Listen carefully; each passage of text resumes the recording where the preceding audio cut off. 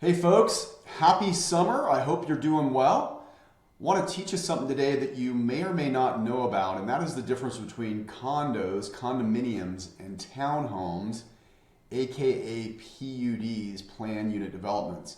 Been a lot of confusion lately as different properties come onto the market, what they are and kind of how they differ, and they all kind of get lumped into the same thing. But there is a pretty big difference between a condominium and a PUD slash townhome.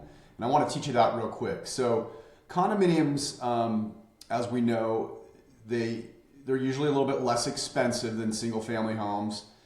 They can be more or sometimes less than a townhome. So there's advantages of those. There's also less maintenance with a condominium because the HOA handles the exterior maintenance, the landscaping, snow removal, all the stuff. That can also be the case with attached townhomes. Not all the time, but generally that is, depending on the HOA.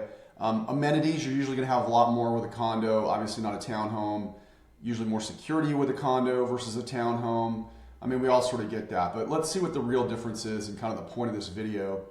A planned unit development, a condominium and a townhome, there are different types of housing with varying ownership and maintenance responsibilities. A PUD, the owners typically own the land. So when you have a townhome here, the land comes with it, whereas in a condo, it doesn't.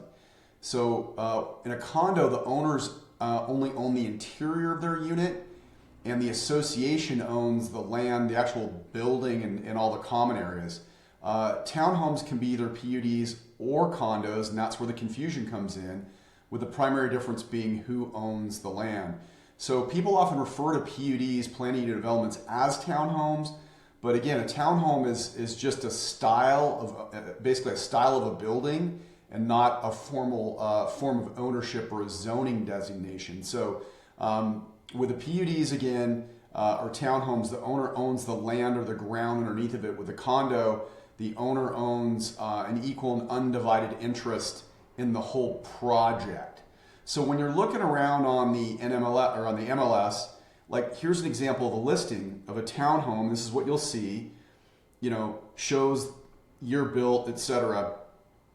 And the thing is, looking at this, you honestly, you don't know if it's a townhome, if it's a condo or a PUD is the point. And this makes a difference because when it's a condo, they're treated differently and there's different requirements, a lot more reporting. You need the budget, minutes, all that kind of stuff. And the insurance has to be looked at in a different way.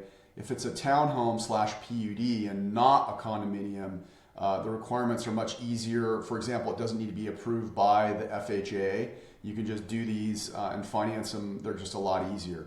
But the point is when something comes up like this and somebody goes under contract, we really don't know what it is until we actually pull the legal description and read what it says, because it'll say that's either a planned unit development or a condominium.